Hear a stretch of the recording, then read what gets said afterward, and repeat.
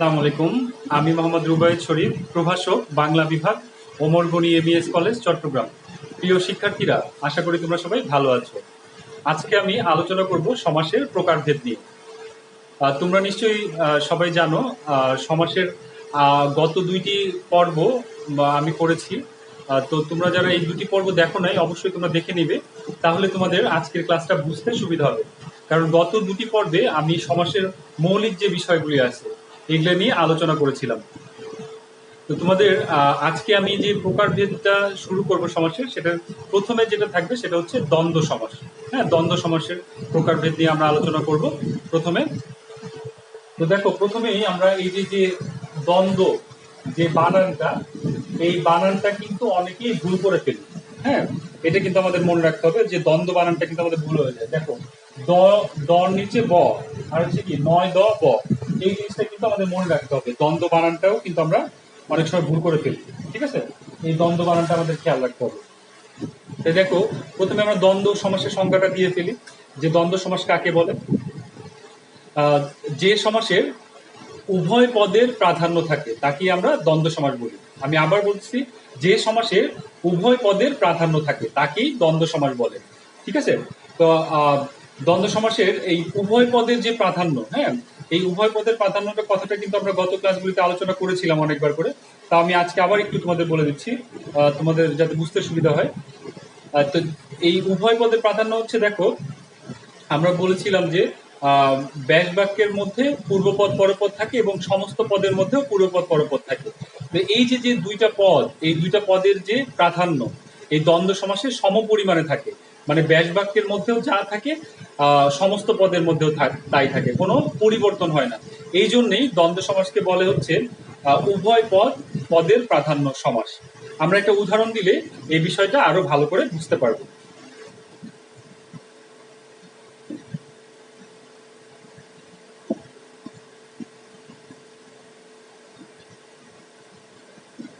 তাহলে দেখো, এখানে মা ও বাবা, ঠিক আছে, মা ও বাবা। এই পাশে কি হলো, দেখো, সমস্ত পদে কি হলো, মা হাইফেন বাবা। তাহলে দেখো, এই যে এই মাকে আমরা কি বলবো, মাকে আমরা বলি হচ্ছে পূর্বপদ, তাই না, পূর্ব। আচ্ছা, আর বাবা হচ্ছে এখানে কি, পরপদ। ঠিক আছে। আবার দেখো, সমস্ত পদের মধ্যেও দেখো, মা হচ্ছে কি পূর্বপদ, আর বাবা হচ্ছে কি পরপদ। তাহলে একটু এখানে খেয়াল করে দেখো তোমরা, এই যে ব্যাস বাক্যের মধ্যে এদিকে, এই যে সাইডে যেটা আছে ব্যাস বাক্যের মধ্যে, দেখো মা, এটা হচ্ছে কি পূর্ব পদের মধ্যে আছে। এখানে দেখো সমস্ত পদের মধ্যে মা হচ্ছে কি পূর্ব পদের মধ্যে আছে, তাই না। আচ্ছা, আবার দেখো বাবা, বাবা বাবা হচ্ছে কি পরপদের মধ্যে আছে। আবার এখানে দেখো সমস্ত পদের মধ্যেও কিন্তু বাবা পরপদের মধ্যে। তার মানে দেখো, এখানেও ব্যাস বাক্যের মধ্যেও পূর্বপদ পরপদের যা আছে, ঠিক একইভাবে সমস্ত পদের মধ্যেও কিন্তু পূর্বপদ পরপদ তাই আছে, কোনো কিছুই কিন্তু পরিবর্তন হয় নাই, একই রকম আছে। এটাকেই বলে মূলত হচ্ছে কি উভয় পদের প্রাধান্য। তো উভয় পদের প্রাধান্য কোন সমাস, এই যে দ্বন্দ্ব সমাস। এই একটা কথা যদি তোমরা মনে রাখতে পারো, তাহলে কিন্তু দ্বন্দ্ব সমাসের সবগুলি তোমরা পারবা। আবারও বলছি, উভয় পদের প্রাধান্য থাকবে দ্বন্দ্ব সমাসে। এই ব্যাস বাক্যের মধ্যেও যা থাকবে, সমস্ত পদের মধ্যেও তাই থাকবে, কোনো পরিবর্তন এখানে হবে না, অর্থের কোনো পরিবর্তন এখানে হবে না। আচ্ছা, এখন দেখো, আর এই যে এখানে দেখো একটা, এই যে মা ও বাবা, আমি এখানে ও লিখছি, তাই না। এই জিনিসটা একটু মনে রাখতে হবে। এখানে দ্বন্দ্ব সমাসের মধ্যে তিনটা অব্যয় পদ থাকে। হ্যাঁ, এই যে ও, এবং, আর হচ্ছে আর, এই তিনটা অব্যয় পদ থাকে। এই তিনটা অব্যয় পদ আমাদের মনে রাখতে হবে। আমাদের তিনটা অব্যয় পদের যে কোনো একটা বসাইলে হবে এখানে। হ্যাঁ, ব্যাস বাক্যের মধ্যে আমরা যে কোনো একটা অব্যয় পদ বসাবো, আর সমস্ত পদের মধ্যে কি আমরা একটা হাইফেন দিয়ে দিব। তবে তোমরা খেয়াল করবা, তোমরা যারা ইন্টারমিডিয়েট করো, তোমাদের পরীক্ষায় অনেক সময় দেখবা যে এই হাইফেন ছাড়াও কিন্তু থাকে। হ্যাঁ, একটা দুটো উদাহরণ কিন্তু এরকম চলে আসে। তো ওইটাও কিন্তু আমাদের পারতে হবে। যেমন দেখো, আমি একটা বলতেছি, যেমন দম্পতি। হ্যাঁ, দম্পতি, দেখো এর মধ্যে কিন্তু কোনো জায়গায় হাইফেন নাই, কিন্তু এটা কি হবে, বাংলা এটা ব্যাস বাক্যের মধ্যে কি হবে, জায়া ও পতি, তাই না। কিন্তু এখানে দেখো এই সমস্ত পদের মধ্যে হাইফেনটা থাকতেছে না। তো এটা কিছু কিছু ক্ষেত্রে হাইফেন কিন্তু থাকবে না। তবে ব্যাস বাক্যের মধ্যে অবশ্যই তোমাদের এই যে হাইফেন না থাকলেও ব্যাস বাক্যের মধ্যে কিন্তু তোমাদের এই যে অব্যয় পদ তিনটা, যে কোনো তিনটার যে কোনো একটা অবশ্যই তোমাদের বসাইতে হবে। ঠিক আছে। আচ্ছা, আমরা আরেকটা উদাহরণ দিই, তাহলে দেখি আর একটু বুঝতে পারি কি।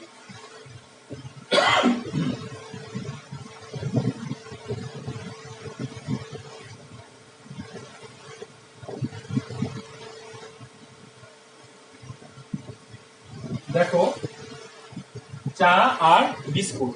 হ্যাঁ, আচ্ছা, চা আর বিস্কুট, এখানে এটা হচ্ছে কি ব্যাস বাক্য, তাই না? তাহলে এখানে দেখো এই যে চা আর মাঝখানে কি আসছে, আর আসছে। আগেরটা উদাহরণের মধ্যে আমাদের কি আসছিল, ও আসছিল। তাহলে দেখো আর আসছে, ও আসছে।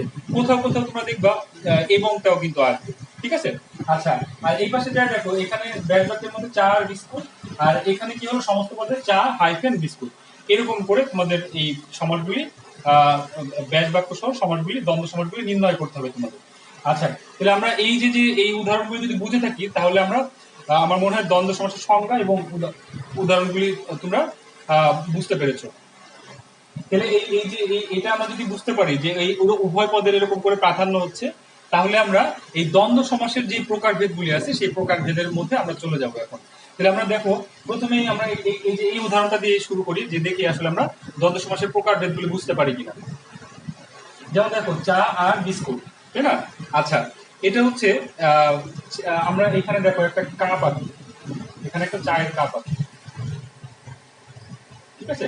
এই চার মধ্যে এক টুকরো বিস্কিট তুমি এখানে দিলা, ভিজাইলা আর কি। অনেকে কিন্তু চা চট্টগ্রামের যারা মানুষ তারা কিন্তু অনেকে, এটা আমি দেখছি খায়, অনেক বেশি খায়। তো সবাই খায়, তবে চট্টগ্রামে একটু আমি বেশি দেখেছি এটা আর কি। তাহলে দেখো এই যে চার মধ্যে যে বিস্কিট যে তুমি দিলা, তো দেওয়ার পর এরকম অনেক সময় আমাদের হয় না যে বিস্কিটটা হারায় যায়। তার মানে কি, এখানে আমরা কি বুঝতে পারছি যে এই চা আর বিস্কিট এই দুইটা কি হলো, মিলেমিশে একাকার হয়ে গেল, তাই না? তাহলে এটাকে আমরা কি বলতে পারি, এটাকে আমরা বলতে পারি মিলনার্থক দ্বন্দ্ব, তাই না? তোমরা এই যে দেখো, পানির মধ্যে যদি আমরা চিনি দেই, তাহলে পানি আর চিনি মিশে যায় একসাথে করে, তাহলে এটাকে আমরা কি বলতে পারি, পানি ও চিনি, পানি চিনি, এটাকে আমরা মিলনার্থক দ্বন্দ্ব বলতে পারি। আবার এখানে দেখো যে মা বাবা, তাহলে দেখো মা আর বাবা সারা জীবন একসাথে থাকে, মিলেমিশে থাকে, এই জন্য এটাকে আমরা কি বলতে পারি, এটাকে আমরা বলতে পারি মিলনার্থক দ্বন্দ্ব, ঠিক আছে? তাহলে যেই শব্দগুলি আমরা দেখবো, যে পূর্বপদ এবং পরপদ, এই যে পদগুলি এটা একটা আরেকটার সাথে মিলে যাবে, তাদেরকে আমরা বলবো মিলনার্থক দ্বন্দ্ব, ঠিক আছে? আচ্ছা, এরপরে দেখো আমরা আরো প্রকারভেদ, পরের প্রকারভেদগুলিতে যাব।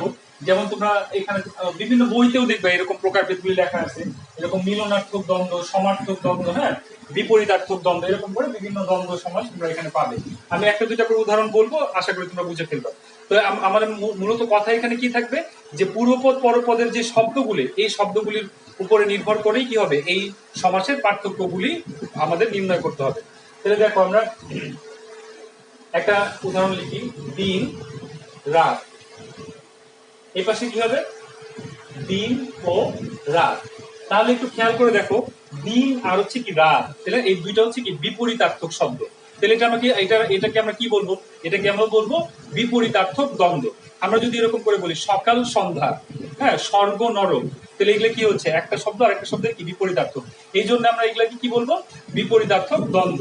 আরেকটা জিনিসও খেয়াল করবো, যে এই যে দেখো, এখানেও দেখো এই ব্যাস বাক্যের মধ্যেও দিন আছে, সমস্ত পদের মধ্যেও দিন, হ্যাঁ, আবার দেখো এখানে রাত, এখানে রাত, কোনো কিছু চেঞ্জ হয় না। এবং এই শব্দ দুটা কি, একটা শব্দের আরেকটা শব্দের হচ্ছে কি বিপরীত, এই জন্য আমাদের এটা কি হবে, এটা হচ্ছে বিপরীতার্থক দ্বন্দ্ব হবে, ঠিক আছে? আচ্ছা, আমরা এবার একটা সমার্থক দ্বন্দ্ব দেখি। যেমন দেখো টাকা পয়সা, এ পাশে কি হবে, এ পাশে হচ্ছে টাকা ও পয়সা, ঠিক আছে? আচ্ছা দেখো, তাহলে টাকা আর পয়সা একই জিনিস, একই কথা, হ্যাঁ, সমার্থক শব্দ।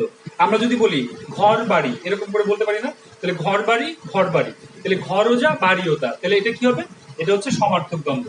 আমরা এরকম করে বলতে পারি যে হাট বাজার, ঠিক আছে, হাটও যা বাজারও তা, তাহলে এগুলো কি হবে, এগুলো হচ্ছে সমার্থক দ্বন্দ্ব, ঠিক আছে? আচ্ছা, এরপরে আমরা বিরুদ্ধমূলক দ্বন্দ্ব বলবো, হ্যাঁ, বিরোধমূলক দ্বন্দ্ব। দেখো দা কুমড়া, এপাশে কি হবে, দা ও কুমড়া।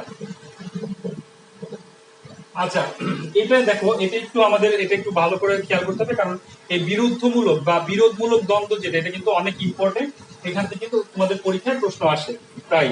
তাহলে দেখো এই যে দা কুমড়া, ঠিক আছে?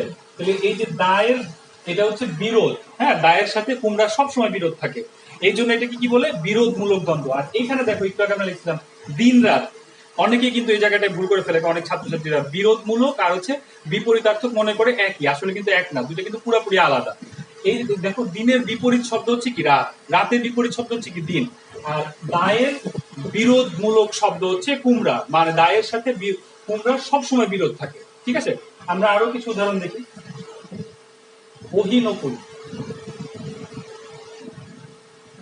অহিনকুল। হ্যাঁ, এপাশেও কি হবে, অহি ও নকুল। তাহলে অহিনকুল এটা কিন্তু সবসময় একটা বিরোধ হচ্ছে কি আরেকটার সাথে সবসময় সারা জীবন থেকে যায়, এটা কিন্তু বিপরীত না।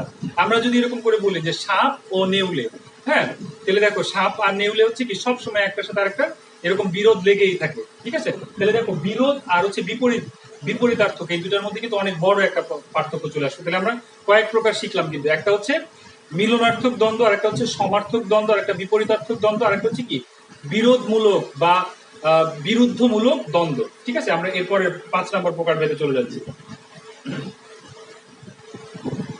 নাক কান, এই পাশে কি হবে, নাক ও কান, ঠিক আছে। আচ্ছা তাহলে দেখো এই যে নাক আর হচ্ছে কান, এটা কি আমাদের শরীরের কোন একটা অংশ, এই জন্য এইগুলাকে বলবো কি আমরা, আমরা এগুলাকে বলবো অঙ্গবাচক দ্বন্দ্ব। যদি এরকম শব্দগুলি এরকম করে আমাদের শরীরের কোনো অঙ্গ বুঝায়, তাহলে আমরা তাকে কি বলবো, অঙ্গবাচক দ্বন্দ্ব, ঠিক আছে।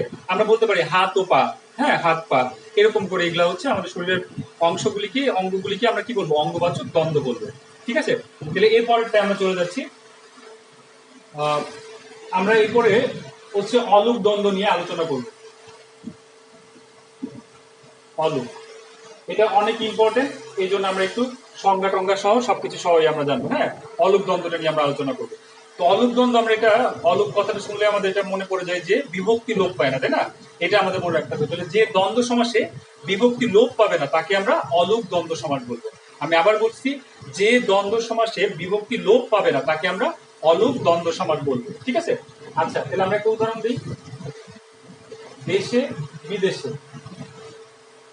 কি হবে এই পাশে, দেশে ও বিদেশে, ঠিক আছে। আচ্ছা আমরা আরো বলি, দুধে দুধে ভাতে, এপাশেও কি হবে, দুধে দুধে ও ভাতে। আচ্ছা এই দুটো উদাহরণ খেয়াল করে দেখো, তাহলে তোমরা বুঝতে পারবে। দেখো যে দেশে, দেশে এখানে একটা এ বিভক্তি আছে, আবার দেখো বিদেশে এ বিভক্তি আছে, ঠিক আছে। তারপরে ব্যাস বাক্যের মধ্যে আমরা দেখতেছি কি এ বিভক্তিটা আছে। আবার দেখো এই যে এই সমস্ত পদের মধ্যে কিন্তু এ বিভক্তি আছে, দেশে বিদেশে এখানেও কিন্তু এ বিভক্তি আছে। তাহলে বিভক্তিটা থেকে যাচ্ছে, লোপ পাচ্ছে না। বিভক্তি যদি না লোপ পায় তাকে আমরা কি বলবো, তাকে আমরা বলবো অলুক দ্বন্দ্ব সমাস। আচ্ছা এরপরে দেখো দুধে, দুধে এখানে এ আছে, ভাতে এ আছে, এই পাশেও দেখো দুধে এ ভাতে, তাহলে এই বিভক্তিটা কিন্তু থেকেই যাচ্ছে। তাহলে যে সমাসে বিভক্তি লোপ, যে দ্বন্দ্ব সমাসে বিভক্তি লোপ পাবে না তাকে আমরা কি বলবো, অলুক দ্বন্দ্ব সমাস বলবো। এটা কিন্তু অনেক ইম্পর্টেন্ট একটা, হ্যাঁ এই অলুকটা, এটা অনেক ইম্পর্টেন্ট একটা সমাস। আচ্ছা তাহলে এটা গেল, এরপরে আমরা আরেকটা আলোচনা করবো, সেটা হচ্ছে বহুপদী। হ্যাঁ, বহুপদী দ্বন্দ্ব, এটা আর একটা প্রকার। বহুপদী দ্বন্দ্ব দেখো, এতক্ষণ আমরা যতগুলি দ্বন্দ্ব সমাস পড়ে আসছি সবগুলি কিন্তু আমরা দেখতে পাচ্ছি কি দুইটা পদ ছিল, ঠিক না, দুইটা পদ ছিল সবগুলিতে। এই সমস্ত পদেও দুইটা পদ, ব্যাস বাক্যের মধ্যে দুইটা পদ, এরকম করে আমরা পাইলাম। কিন্তু এখন এই বহুপদী দ্বন্দ্বের মধ্যে আমরা পাবো হচ্ছে দুই পদের বেশি পদ। হ্যাঁ, যে দ্বন্দ্ব সমাসে দুই পদের বেশি পদ পাওয়া যায় তাকে আমরা বহুপদী দ্বন্দ্ব সমাস বলবো, ঠিক আছে। আমরা একটা উদাহরণ দিই, সাহেব বিবি গোলাম। আচ্ছা এই পাশেও তাহলে কি হবে, সাহেব বিবি ও গোলাম, ঠিক আছে। তাহলে এখন একটু খেয়াল করে দেখো, আমরা কিন্তু এই একটু আগে যতগুলি দেখে আসছি প্রকারভেদ সবগুলি কিন্তু দুইটা করে পদ আমরা পাইছি। কিন্তু এখানে দেখো সাহেব বিবি গোলাম তিনটা পদ কিন্তু চলে আসছে। এটা চারটাও থাকতে পারে, পাঁচটাও থাকতে পারে, ছয়টাও থাকতে পারে। তোমরা খেয়াল করবে যে দুইটা পদের বেশি পদ আছে কিনা, তাহলে কি হবে, সেটা হবে বহুপদী দ্বন্দ্ব, ঠিক আছে। এখানেও দেখো এই যে সাহেব বিবি গোলাম, এখানে তিনটা পদ ছিল ব্যাস বাক্যের মধ্যে, এখানেও দেখো সাহেব বিবি গোলাম, এখানেও তিনটা পদ আসছে, দুই পদের বেশি। আমরা যদি আরেকটা উদাহরণ এরকম করে বলি যে ইট বালি সুরকি ও সিমেন্ট, তাহলে দেখো চারটা পদ হয়ে যাচ্ছে। এই চারটা পদ হচ্ছে কি, এটা হচ্ছে বহুপদী দ্বন্দ্ব। কেন, কারণ হচ্ছে দুইটা পদের বেশি পদ এখানে চলে আসছে, এই জন্য এটাকে আমরা কি বলবো, এটাকে আমরা বলবো বহুপদী দ্বন্দ্ব। আশা করি তোমরা এটা বুঝতে পারছো। এরপরটা চলে যাচ্ছে একশেষ, এরপরটা হচ্ছে একশেষ দ্বন্দ্ব। হ্যাঁ, তোমরা অনেক জায়গায় দেখবে একশেষ দ্বন্দ্ব। আচ্ছা এই একশেষ দ্বন্দ্বর এটার সংজ্ঞাটা কি হবে, এটারও একই রকম সংজ্ঞা হবে বহুপদী দ্বন্দ্বের মতো, যে যে দ্বন্দ্ব সমাসে দুই পদের অধিক পদ থাকে, হ্যাঁ, এবং ব্যাস বাক্যের শেষ পদ থেকে সমস্ত পদটা তৈরি হয় তাকে আমরা একশেষ দ্বন্দ্ব বলবো। আমি আবার একটু বলে দিচ্ছি, দেখো যে দ্বন্দ্ব সমাসে দুই পদের বেশি পদ থাকবে এবং ব্যাস বাক্যের শেষ পদ থেকে সমস্ত পদটা তৈরি হয় তাকে বহুপদী দ্বন্দ্ব, সরি, একশেষ দ্বন্দ্ব বলে। ঠিক আছে, আচ্ছা আমরা একটা উদাহরণ দিই, তাহলে দেখবা, বুঝতে পারবো। সে, তুমি ও আমি, কি হবে এটা? আমরা। আচ্ছা একটু খেয়াল করো, তাহলে দেখো তোমরা বুঝতে পারবা। দেখো এখানে কি আসছে? সে, সে, তুমি, আমি, কয়টা পদ আসছে? তিনটা পদ, তাই না? ব্যাস বাক্যের মধ্যে তিনটা পদ আসছে। আচ্ছা আর দেখো সমস্ত পদ হচ্ছে কয়টা? একটা পদ। ঠিক আছে, আচ্ছা আবার একটু খেয়াল করে দেখো, সে, সে থেকে কি হয়? সে থেকে হয় হচ্ছে কি? তারা, তাই না? সে থেকে যদি এই কি বলে যে সমস্ত পত্র তৈরি হইতো, তাহলে এখানে কি আসতো? তারা হইতো। আবার দেখো তুমি থেকে যদি তৈরি হইতো সমস্ত পত্র, তাহলে কি হইতো? তোমরা হইতো। আর এখানে দেখো কি হচ্ছে? আমি থেকে আমরা। তাহলে আমরা এই যে দেখো শেষ পদ থেকে আমরা দেখতে পাচ্ছি কি শেষ পদ থেকেই এই সমস্ত পদটা তৈরি হয়েছে। এই জন্য এটাকে আমরা কি বলবো? এটাকে আমরা বলবো একশেষ দ্বন্দ্ব। আমি আবার বলছি, দেখো যে দ্বন্দ্ব সমাসে দুই পদের বেশি পদ থাকবে এবং সমস্ত পদের শেষ পদ থেকে, সরি, ব্যাস বাক্যের শেষ পদ থেকে সমস্ত পদটা তৈরি হবে, তাকে আমরা একশেষ দ্বন্দ্ব বলবো। তাহলে দেখো এখানে আমরা কয়েকটা বিষয় কিন্তু জানলাম। এই যে দেখো একশেষ দ্বন্দ্ব, বহুপদী দ্বন্দ্ব, অলুক দ্বন্দ্ব, এই তিনটা কিন্তু মোস্ট ইম্পর্টেন্ট। এর সাথে আরেকটা একটু আগে তোমাদের বলছিলাম, যেটা হচ্ছে বিরোধ। হ্যাঁ, বিরোধমূলক। এই চারটা সমাস কিন্তু খুব গুরুত্বপূর্ণ। আমি লাস্টের দিকে যে চারটা বলছি, অনেকগুলি বললাম আমরা, তাই না? আমরা বলছি কি মিলনার্থক, তাই না? সমার্থক, বিপরীতার্থক, আমরা আমরা বলেছিলাম বিরোধমূলক, তাই না? অঙ্গবাচক, তারপরে আমরা বলছি কি অলুক দ্বন্দ্ব, আমরা বলছি হচ্ছে কি বহুপদী দ্বন্দ্ব, হ্যাঁ, আমি বলছি একশেষ দ্বন্দ্ব। দেখো 8 প্রকার কিন্তু অলরেডি আমি বলে ফেলছি। আরো হয়তো বা দেখবা তোমরা বইতে 1 প্রকার 2 প্রকার থাকবে হয়তো বা বেশি, কিন্তু তবে এটা এটা কিন্তু যা বলে ফেলছি, এই যে এখানে যে বিষয়গুলো ছিল তোমরা আমার কাছে মনে হয় এগুলো বুঝিয়ে ফেলছো খুব ভালোভাবে। ঠিক আছে, তো এটা তারপরে যদি তোমাদের এখানে কোনো কিছু যদি বুঝতে অসুবিধা থাকে, তাহলে আমাকে তোমরা এই ভিডিওর কমেন্ট সেকশনে দিয়ে কমেন্ট করে বলতে পারো যে কোন বিষয়টা তোমরা বুঝতে পারোনি। ঠিক আছে, তাহলে দেখো আমি আবার বলছি, দেখো দ্বন্দ্ব সমাসে আমরা একটু রিমাইন্ড করে ফেলি। দ্বন্দ্ব সমাস কি হয়? দ্বন্দ্ব সমাস হচ্ছে উভয় পদের প্রাধান্য থাকে, তাকে দ্বন্দ্ব সমাস বলে। এটা হচ্ছে প্রথম কথা। তারপরে পুরো পদ এবং পরপদ সমস্ত পদের মধ্যেও যা থাকবে ব্যাস বাক্যের মধ্যেও তাই আসবে, কোনো পরিবর্তন হবে না। এটা হচ্ছে 1 নম্বর কথা। 2 নম্বর কথা হচ্ছে এখানে তিনটা অব্যয় পদ থাকবে, একটা হচ্ছে ও, আরেকটা হচ্ছে আর, আরেকটা হচ্ছে কি এবং। এই তিনটা অব্যয় পদ থাকবে কোথায়? ব্যাস বাক্যের মধ্যে। আর সমস্ত পদে কি থাকবে? একটা হাইফেন থাকবে। এই কয়েকটা হচ্ছে কথা। এরপর দেখো প্রকার ভেদের মধ্যে যদি যাই, মিলনার্থক দ্বন্দ্ব, মিলন বুঝাইলে মিলনার্থক দ্বন্দ্ব শব্দগুলির মধ্যে। আচ্ছা এরপর সমার্থক দ্বন্দ্ব, বিপরীতার্থক দ্বন্দ্ব, এগুলা একটার পর একটা শব্দগুলি তোমরা শুধু দেখবা পদের সাথে কি বিপরীত বুঝাইছে নাকি সমার্থক বুঝাইছে, কি বুঝাইছে, তখন তোমরা সেই নামটা ওই পাশে বলে দিলেই হবে বা লিখে দিলেই হবে। ঠিক আছে, আর এখানে একটু ক্রিটিক্যাল যেটা, এটা কিন্তু আমি তোদের আলাদা করেছিলাম। দেখো বিরোধমূলক যেটা বলেছি তোমাদের, অলুক দ্বন্দ্বটা, এটা অনেক প্রশ্ন হয়। বহুপদী দ্বন্দ্ব যেটা, এটাও কিন্তু তোমাদের আমি আলাদা করে বুঝাইলাম। আর একশেষ দ্বন্দ্ব, এই একশেষ দ্বন্দ্ব বহুপদী দ্বন্দ্বের মধ্যে কিন্তু অনেক সমস্যা হয় অনেক সময়, অনেকে এটা বুঝতে অসুবিধা। আশা করি তোমরা বুঝতে পারছো। তারপরে বুঝতে অসুবিধা হলে তোমরা আমাকে এটা জানাইতে পারো, ইয়া করে এই ভিডিওর কমেন্টসে যে আমাকে জানাইতে পারো যে কি কি তোমরা বুঝতে পারো না। তাহলে আজকের মতো এই পর্যন্তই থাকবে। তোমরা সবাই ভালো থাকো, সুস্থ থাকো এবং আমার জন্য সবাই দোয়া করবে। আসসালামু আলাইকুম।